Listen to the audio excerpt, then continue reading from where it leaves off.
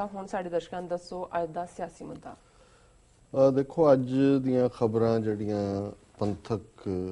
Channels ਦੇ ਉੱਤੇ ਜਾਂ ਪੰਥਕ ਮੀਡੀਆ 'ਚ ਨੇ, ਬਾਪੂ ਸੂਰਤ ਸਿੰਘ ਜੀ ਦੀ ਜਿਹੜੀ ਹਾਲਤ ਹੈ ਉਹ ਕਾਫੀ ਗੰਭੀਰ ਬਣੀ ਹੋਈ ਹੀ ਨਹੀਂ ਹੈ, ਸਗੋਂ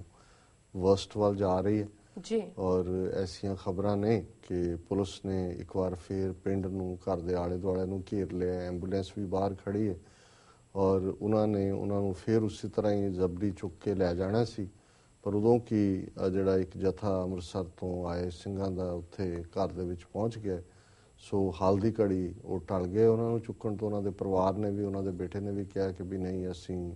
ਕੋਈ ਨਹੀਂ ਚਾਹੁੰਦੇ ਵੀ ਤੁਸੀਂ ਇਹਨਾਂ ਦੇ ਪ੍ਰਣ ਦੇ ਵਿੱਚ ਰੁਕਾਵਟ ਬਣੋ ਜੀ, ਇਹਨਾਂ ਨੂੰ ਤੁਸੀਂ ਰਹਿਣ ਦਿਓ ਆਪਣੇ ਹਾਲ ਦੇ ਉੱਤੇ।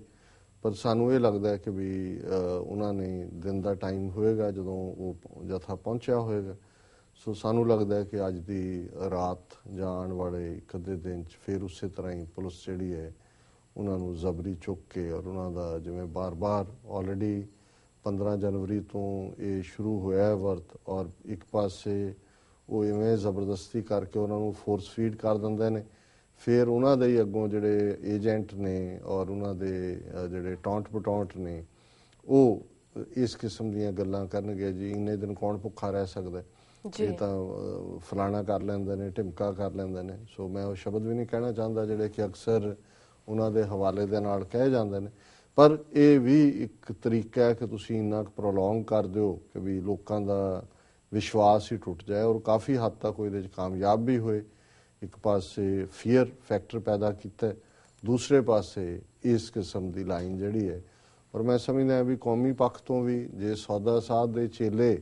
ਉਹ 3 ਦਿਨ ਅਰਬਾਂ ਰੁਪਏ ਦਾ ਨੁਕਸਾਨ ਕਰਕੇ ਟ੍ਰੇਨਾਂ ਬਲੌਕ ਕਰ ਸਕਦੇ ਨੇ, ਬੱਸਾਂ ਬਲੌਕ ਕਰ ਸਕਦੇ ਨੇ, ਔਰ ਆਪਣੀਆਂ ਸ਼ਰਤਾਂ ਫਾਈਨਲੀ ਕਿ ਜੀ ਉਹ ਮੰਨ ਗਿਆ ਬਾਦਲ ਸੁਖਬੀਰ ਕਿ ਜੀ ਅਸੀਂ ਕਰਾਂਗੇ ਰਿਲੀਜ਼ ਜੀ, ਤੇ ਜੇ ਸਿੱਖ ਕੌਮ ਇਵੇਂ ਹੀ ਖਲੋ ਜਾਏ, ਸੜਕਾਂ ਤੇ ਆ ਜਾਏ, ਪੰਜਾਬ ਦੇ ਵਿੱਚ ਬੰਦੀ ਸਿੱਖਾਂ ਦੀ ਰਿਹਾਈ ਦਾ ਮੁੱਦਾ ਇਸ ਕਦਰ ਹੁੰਦਾ ਤਾਂ ਫਿਰ ਉਹ ਕਿਵੇਂ ਨਾ ਨੋਟਿਸ ਲੈਂਦੇ। ਸੋ ਇਨ ਦਾ ਐਂਡ ਆਫ ਦਾ ਡੇ ਉਹਨੂੰ ਜੋ ਮਰਜ਼ੀ ਕਹੋ, ਅਲਟੀਮੇਟਲੀ ਤਾਕਤ ਜਾਂ ਪਾਵਰ ਹੀ ਹੁੰਦੀ ਹੈ ਜੇ ਇਸ ਨੂੰ ਕੋਈ ਸੁਣਦਾ। ਸੋ ਇਹ ਵੀ ਇੱਕ ਅਫਸੋਸ ਦੀ ਗੱਲ ਹੈ ਵੀ ਵੱਡਾ ਹਿੱਸਾ ਕੌਮ ਦਾ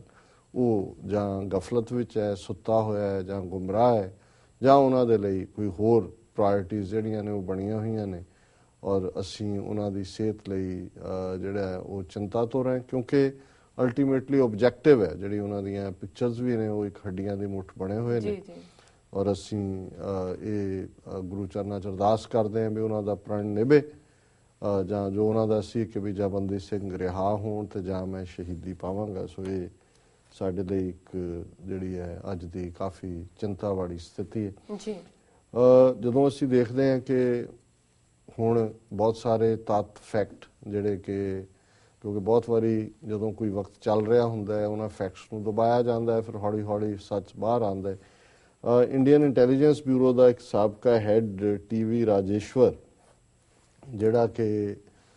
ਜਦੋਂ ਐਮਰਜੈਂਸੀ ਲਾਈ ਗਈ, ਇੰਦਰਾ ਗਾਂਧੀ ਨੇ ਲਾਈ ਔਰ 19 ਜੂਨ 1975 ਚ ਲਾਈ ਔਰ 1977 ਤੱਕ ਲਗਭਗ 19 ਮਹੀਨੇ ਤੋਂ 22 ਮਹੀਨੇ ਤੱਕ ਜਿਹੜਾ ਇਹ ਜਾਰੀ ਰਹੀ ਜੀ। ਉਸ ਦੌਰਾਨ ਵੀ ਖੁਫੀਆ ਏਜੰਸੀ ਦਾ ਮੁਖੀ ਸੀ ਔਰ 1982-83 ਦੇ ਦੌਰ 'ਚ ਵੀ ਉਹ ਮੁਖੀ ਰਿਹਾ। ਉਸ ਨੇ ਇੱਕ ਕਿਤਾਬ ਲਿਖੀ ਹੈ ਔਰ ਕਿਤਾਬ ਦੇ ਟਾਈਟਲ ਦੇ ਉੱਤੇ ਵੀ ਇੰਦਰਾ ਗਾਂਧੀ ਔਰ ਜੈਲ ਸਿੰਘ ਔਰ ਦੂਜਿਆਂ ਦੀਆਂ ਪਿਕਚਰਸ ਨੇ, ਲੇਕਿਨ ਉਹਨੇ ਹਾਲਾਂਕਿ ਬਹੁਤ ਸਾਰੀਆਂ ਚੀਜ਼ਾਂ ਨੋਨ ਨੇ, ਪਰ ਜਦੋਂ ਕੋਈ ਇਨਸਾਈਡਰ ਕੋਈ ਸਟੋਰੀ ਦਿੰਦਾ ਹੈ ਤੇ ਫਿਰ ਉਸ ਦੀ ਮੋਰ ਕ੍ਰੈਡੀਬਿਲਿਟੀ ਹੁੰਦੀ ਹੈ। ਸੋ ਹਾਲਾਂਕਿ ਕਿਤਾਬ ਤਾਂ ਨਹੀਂ ਮੈਨੂੰ ਦੇਖਣ ਪੜ੍ਹਨ ਦਾ ਮੌਕਾ ਮਿਲਿਆ, ਜੋ ਉਹਦੇ ਤੇ ਬੇਸਡ ਫਿਰ ਇੰਟਰਵਿਊ ਖੱਬੇ ਸੱਜੇ ਆਏ ਨੇ ਉਹਨਾਂ ਤੇ ਆਧਾਰਿਤ ਦੋ ਕੁ ਗੱਲਾਂ ਸਾਹਮਣੇ ਨੇ। ਹੁਣ ਅੱਜ ਇਹ ਆਪਣੇ ਆਪ ਨੂੰ ਜਿਵੇਂ ਨਵਾਂ ਇਤਿਹਾਸ RSS ਇਤਿਹਾਸਕਾਰਾਂ ਤੋਂ ਲਿਖਵਾ ਰਹੇ ਨੇ, ਅੰਗਰੇਜ਼ਾਂ ਤੋਂ ਦੇਸ਼ ਨੂੰ ਆਜ਼ਾਦ ਕਰਾਉਣ 'ਚ ਇਹਨਾਂ ਦਾ ਕੋਈ ਰੋਲ ਨਹੀਂ ਹੈ, ਇਹ ਬਿਲਕੁਲ ਜਿਹੜਾ ਹੈ ਕਿ ਉਹਨਾਂ ਦਾ ਨੈਗੇਟਿਵ ਰਿਹਾ, ਲੇਕਿਨ ਨਵਾਂ ਇਤਿਹਾਸ ਵੀ ਸਿਰਜ ਰਹੇ ਨੇ। ਔਰ ਜਿਹੜੀ ਗੱਲ ਪਹਿਲਾਂ ਵੀ ਪਤਾ ਸੀ, ਲੇਕਿਨ ਈਵਨ ਇਸ ਖੁਫੀਆ ਏਜੰਸੀ ਦੇ ਜਿਹੜਾ ਹੈਡ ਹੈ ਉਹਨੇ ਵੀ ਕਿਹਾ ਕਿ ਉਦੋਂ ਜਦੋਂ ਇੰਦਰਾ ਗਾਂਧੀ ਨੇ ਐਮਰਜੈਂਸੀ ਲਾਈ, ਬਾਲਾ ਸਾਹਿਬ ਦੇਵਦਾਸ ਜਿਹੜਾ ਦੇਵਰਸ ਸ਼ਾਇਦ ਇਹ ਉਸ ਵੇਲੇ RSS ਦਾ ਮੁਖੀ ਸੀ, ਔਰ ਬੇਸ਼ੱਕ ਪਹਿਲੀ ਸਟੇਜ ਤੋਂ ਹੁਣ ਤਾਂ RSS ਕਲੇਮ ਕਰਦਾ ਜੀ ਅਸੀਂ ਇੰਨਾ ਸਾਡੇ ਅੰਡਰਗਰਾਊਂਡ ਹੋਏ ਵਰਕਰ, ਇੰਨੇ ਅਸੀਂ ਕੀਤਾ ਕੁਰਬਾਨੀਆਂ ਕੀਤੀਆਂ, ਪਰ ਫੈਕਟ ਇਹ ਹੈ ਉਹਨੇ ਔਰ ਇਹਨਾਂ ਨੇ ਵੀ ਇਹ ਕਿਹਾ ਕਿ ਬਾਲਾ ਸਾਹਿਬ ਜਿਹੜਾ ਉਹ ਇੰਦਰਾ ਗਾਂਧੀ ਦੀ ਹਮਾਇਤ ਕਰਦਾ ਸੀ। ਉਹਨੇ ਜੇਲ੍ਹ 'ਚ ਹੁੰਦਿਆਂ ਵੀ ਇੰਦਰਾ ਗਾਂਧੀ ਨੂੰ ਮਿਲਣਾ ਚਾਹਿਆ ਔਰ ਅਲਟੀਮੇਟਲੀ ਉਹਦੀਆਂ ਚਿੱਠੀਆਂ ਵੀ ਸਾਹਮਣੇ ਆਈਆਂ ਨੇ ਜਿਹਦੇ 'ਚ ਉਹਨੇ ਕਿਹਾ ਕਿ ਜੀ ਮੈਂ ਬਿਲਕੁਲ ਹਮਾਇਤ ਕਰਦਾ ਔਰ ਤੁਹਾਨੂੰ ਗਲਤਫਹਿਮੀ ਹੋਈ ਹੈ RSS ਬਾਰੇ ਕਿ ਅਸੀਂ ਤੁਹਾਡੇ ਖਿਲਾਫ ਹਾਂ, ਅਸੀਂ ਤਾਂ ਤੁਹਾਡੀ ਮੁਕੰਮਲ ਹਮਾਇਤ ਕਰਦੇ ਹਾਂ। ਸੋ ਹੁਣ ਜਿਹੜੇ ਬਾਦਲ ਕੇ ਔਰ ਦੂਜੇ ਜਿਹੜੇ ਕਿ ਕਾਂਗਰਸ ਨੂੰ ਤਾਂ ਜਿਹੜਾ ਕੋਸਣ ਲੱਗਿਆ ਉਹ ਵਿੱਚ ਸਾਹ ਵੀ ਨਹੀਂ ਲੈਂਦੇ ਕਿ ਜੀ ਸਿੱਖਾਂ ਦੀ ਦੁਸ਼ਮਣ ਤੇ ਐਮਰਜੈਂਸੀ ਲਾਈ, ਤੇ ਹੁਣ ਜੇ RSS ਦਾ ਮੁਖੀ ਜਿਹੜਾ ਬਾਲਾ ਸਾਹਿਬ ਹੈ ਉਹ ਇੰਦਰਾ ਗਾਂਧੀ ਦੀ ਐਮਰਜੈਂਸੀ ਦੀ ਹਮਾਇਤ ਕਰ ਰਿਹਾ, ਉਹਨੂੰ ਕੀ ਕਹੋਗੇ? ਜੇ ਇਸੇ ਹੀ RSS ਨੇ ਜਿਹਦੀ ਪੋਲੀਟੀਕਲ ਵਿੰਗ ਜਨਸੰਘ ਸੀ, BJP ਸੀ, ਬਾਅਦ ਦੇ ਵਿੱਚ ਬਣੀ, ਉਹਨਾਂ ਨੇ ਇਹ ਮਤਾ ਕੀਤਾ ਕਿ ਜੀ ਹਮਲਾ ਜਿਹੜਾ 6 ਮਹੀਨੇ ਪਹਿਲਾਂ ਕਿਉਂ ਨਹੀਂ ਕੀਤਾ? ਜੇ ਵਾਜਪਾਈ ਜਿਹੜਾ ਪ੍ਰਧਾਨ ਮੰਤਰੀ ਵੀ ਰਿਹਾ ਇੰਦਰਾ ਗਾਂਧੀ ਨੂੰ ਦੁਰਗਾ ਦਾ ਅਵਤਾਰ ਕਹਿੰਦੇ, ਤੇ ਫਿਰ ਕਿਵੇਂ ਕਹੋਗੇ ਕਿ ਜੀ ਇਹ ਕਾਂਗਰਸ ਨੇ ਸਿੱਖਾਂ ਦੇ ਖਿਲਾਫ ਕੀਤਾ, ਇਹਨਾਂ ਦਾ ਕੋਈ ਰੋਲ ਨਹੀਂ ਸੀ? ਸੋ ਈਵਨ ਨਵੰਬਰ 84 ਚ ਬਹੁਤ ਸਾਰੇ ਕੇਸ ਫਾਈਲਾਂ ਜਿਹੜੀਆਂ RSS ਦੇ ਬੰਦਿਆਂ ਨਾਲ ਸੰਬੰਧਿਤ ਸੀ ਉਹ ਇਹਨਾਂ ਨੇ ਬੰਦ ਕਰ ਦਿੱਤੀਆਂ ਜਾਂ ਉਹ ਸਾਰੀ ਐਵੀਡੈਂਸ ਜਿਹੜਾ ਡਿਸਟਰੋਏ ਕਰ ਦਿੱਤਾ। ਇਹੀ ਕਾਰਨ ਸੀ ਕਿ ਜੇ ਵਾਜਪਾਈ ਦੀ ਸਰਕਾਰ ਬਣੀ 3 ਵਾਰ, ਇੱਕ ਵਾਰੀ 13 ਦਿਨ, ਫਿਰ 13 ਮਹੀਨੇ, ਫਿਰ 5 ਸਾਲ, ਕੋਈ ਵੀ ਪੁੱਛ ਸਕਦਾ ਹੈ ਕਿ ਜੀ ਕੀਤਾ ਜੇ ਕਾਂਗਰਸ ਨੇ ਨਵੰਬਰ 84 ਸਿੱਖਾਂ ਦੀ ਨਸਲਕੁਸ਼ੀ ਕੀਤੀ ਤੇ BJP ਦੀ ਸਰਕਾਰ ਵੇਲੇ ਜਿਹਦੇ ਅਕਾਲੀ ਹਮੇਸ਼ਾ ਭਾਈਵਾਲ ਰਹੇ ਨੇ, ਦੋਸ਼ੀਆਂ ਨੂੰ ਸਜ਼ਾ ਕਿਉਂ ਨਹੀਂ ਮਿਲੀ ਹੈ? ਕਿਉਂਕਿ ਇਹ ਨਾਲ ਨੇ। ਔਰ ਇਹ ਗੱਲ ਜਿਹੜਾ ਧੋਖਾ ਸਭ ਤੋਂ ਵੱਡਾ ਬਾਦਲ ਦਾ ਰਿਹਾ ਔਰ ਬਾਦਲ ਦੀ ਕੁਰਸੀ ਭਗਤੀ ਕਿਸ ਹੱਦ ਤੱਕ ਹੈ ਇਹ ਵੀ ਗੱਲ ਇਸ TV ਰਾਜੇਸ਼ਵਰ ਦੀ ਕਿਤਾਬ 'ਚ ਸਾਹਮਣੇ ਆਉਂਦੀ ਹੈ। ਉਹਨੇ ਕਿਹਾ ਜੀ ਅਸੀਂ 82 ਪੀਰੀਅਡ 'ਚ ਜਦੋਂ ਕਿ ਏਸ਼ੀਆਡ ਖੇਡਾਂ ਦਾ ਵਿਰੋਧ ਕੀਤਾ ਅਕਾਲੀਆਂ ਨੇ ਔਰ ਫਿਰ ਸਾਬਕਾ ਫੌਜੀਆਂ ਦਾ ਇਕੱਠ ਸੱਦਿਆ ਤੇ ਸਾਨੂੰ ਰਿਪੋਰਟਾਂ ਸੀ ਕਿ ਸਥਿਤੀ ਖਰਾਬ ਹੋ ਰਹੀ ਹੈ ਔਰ ਉਹਨੇ ਕਿਹਾ ਕਿ ਅਸੀਂ ਇੰਟਰਨਲ ਇੱਕ ਪੇਪਰ ਤਿਆਰ ਕੀਤਾ ਆਪਣੀ ਖੁਫੀਆ ਦਾਇਰਾਕਾਰ ਵੱਲੋਂ ਔਰ ਅਸੀਂ ਪ੍ਰੈਜ਼ੈਂਟ ਵੀ ਕੀਤਾ ਕਿ ਭਾਈ ਕੋਈ ਵੀ ਜੇ ਇਸ ਕਿਸਮ ਦੀ ਇਵੈਂਚੁਅਲਿਟੀ ਹੋਏਗੀ ਪੰਜਾਬ, ਹਰਿਆਣਾ, ਦਿੱਲੀ ਦੇ ਵਿੱਚ ਜਿਹੜੀ ਹੈ ਉਹ ਸਿਵਲ ਵਾਰ ਦੀ ਸਥਿਤੀ ਬਣੇਗੀ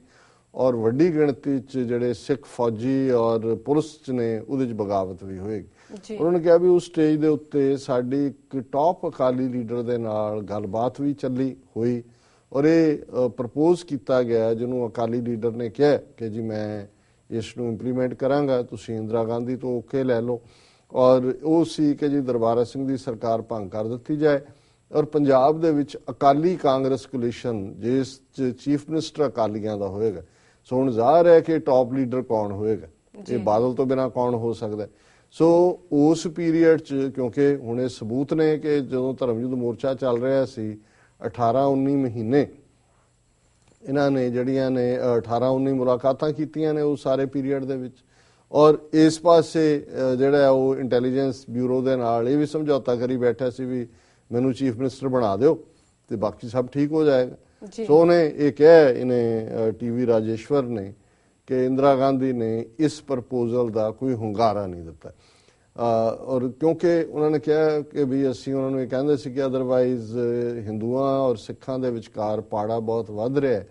ਤੇ ਉਹ ਉਸ ਨੂੰ ਗੰਭੀਰਤਾ ਦੇ ਨਾਲ ਸਿਰਫ ਸੁਣਦੀ ਰਹੀ। ਸੋ ਜ਼ਾਹਰ ਹੈ ਕਿ ਜਦੋਂ ਏਜੰਸੀਆਂ ਕੰਮ ਕਰਦੀਆਂ ਨੇ ਇਹ ਆਪਣੇ ਵੱਲੋਂ ਤਾਂ ਇੰਟੈਲੀਜੈਂਸ ਬਿਊਰੋ ਵੱਲੋਂ ਕਰ ਰਹੇ ਸੀ ਪਰ ਉਸ ਪੀਰੀਅਡ 'ਚ ਇੰਦਰਾ ਗਾਂਧੀ ਦੀ ਜਿਹੜੀ ਸਾਰੀ ਪਲੈਨਿੰਗ ਸੀ ਜਿਹੜੀ ਕਿ ਦਰਬਾਰ ਸਾਹਿਬ ਤੇ ਹਮਲਾ, ਉਧਰੋਂ ਥੈਚਰ ਨਾਲ ਫਰਵਰੀ 84 ਚ ਰਾਫਤਾ, ਰਸ਼ੀਅਨ KGB, ਇਹ ਈਵਨ ਇੰਟੈਲੀਜੈਂਸ ਬਿਊਰੋ ਵਾਲੇ ਵੀ ਆਪਣਾ ਤਾਂ ਇਹ ਇਮਾਨਦਾਰੀ ਨਾਲ ਕੰਮ ਕਰਦੇ ਹੋਣਗੇ। ਇਹ ਤਾਂ ਪ੍ਰਪੋਜ਼ ਕਰ ਰਹੇ ਸੀ ਵੀ ਦੇਸ਼ ਦੀ ਸੇਫਟੀ ਸਿਕਿਉਰਿਟੀ ਕਿਵੇਂ ਰਵੇ ਤੇ ਇੰਦਰਾ ਗਾਂਧੀ ਜਿਹੜੇ ਖੁਫੀਆ ਏਜੰਸੀ ਸੀ ਜਿਸ ਦਾ ਮੁਖੀ RN ਕੌਰ ਸੀ ਉਹਨਾਂ ਨੇ ਅੱਗੋਂ ਇੱਕ ਵਿੰਗ 3rd ਏਜੰਸੀ ਕ੍ਰੀਏਟ ਕੀਤਾ ਹੋਇਆ ਸੀ। ਉਹ ਆਪਣੀ ਮਾਰ ਦੇ ਉੱਤੇ ਸੀ। ਉਹ ਤਾਂ ਚਾਹ ਰਹੇ ਸੀ ਕਿ ਪਾੜਾ ਵਧੇ,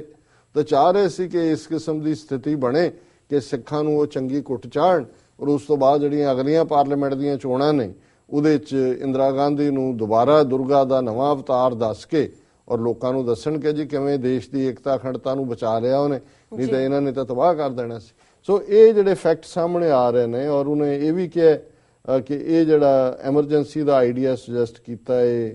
ਸਿਧਾਰਥ ਸ਼ੰਕਰ ਰੇ SS ਰੇ ਮਰ ਗਿਆ ਜਿਹੜਾ ਹੁਣ ਪੰਜਾਬ ਦਾ ਗਵਰਨਰ ਵੀ ਰਿਹਾ ਔਰ ਜਿਹਨੇ ਰੇ ਨੇ ਪੰਜਾਬ ਦੇ ਵਿੱਚ ਬਹੁਤ ਸਾਰੇ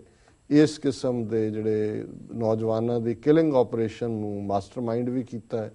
ਹੈਲਪ ਵੀ ਕੀਤੀ ਕਿਉਂਕਿ ਇਹੀ ਬੰਦਾ ਚੀਫ ਮਿਨਿਸਟਰ ਸੀ ਬੰਗਾਲ ਦਾ SS ਰੇ ਜਿਹਨੇ 1960ਵੇਂ ਦੇ ਅਖੀਰ 'ਚ ਨਕਸਲਵਾਦੀ ਲਹਿਰ ਨੂੰ ਕੁਚਲਣ ਦੇ ਨਾਂ ਥੱਲੇ ਹਜ਼ਾਰਾਂ ਬੰਗਾਲੀ ਨੌਜਵਾਨਾਂ ਨੂੰ ਜਿਹੜਾ ਝੂਠੇ ਪੁਲਿਸ ਮੁਕਾਬਲਿਆਂ ਦੇ ਵਿੱਚ ਮਾਰਿਆ ਸੀ। ਜੀ। ਸੋ ਜਿਹੜਾ ਆਪਣੀ ਕੌਮ ਦੇ ਲੋਕਾਂ ਨੂੰ ਮਾਰਨ ਲਈ, ਜਿਹੜਾ ਆਪਣੇ ਲੋਕਾਂ ਨੂੰ ਮਾਰਨ ਦੇ ਲਈ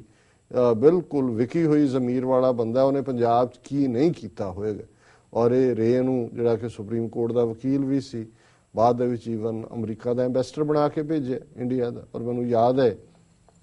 ਕਿ ਸੀਐਟਲ ਦੀ ਇੱਕ ਯੂਨੀਵਰਸਿਟੀ 'ਚ ਨੇ ਆਉਣਾ ਸੀ, ਮੈਂ ਸਰੀ ਗਿਆ ਹੋਇਆ ਸੀ ਕੈਨੇਡਾ,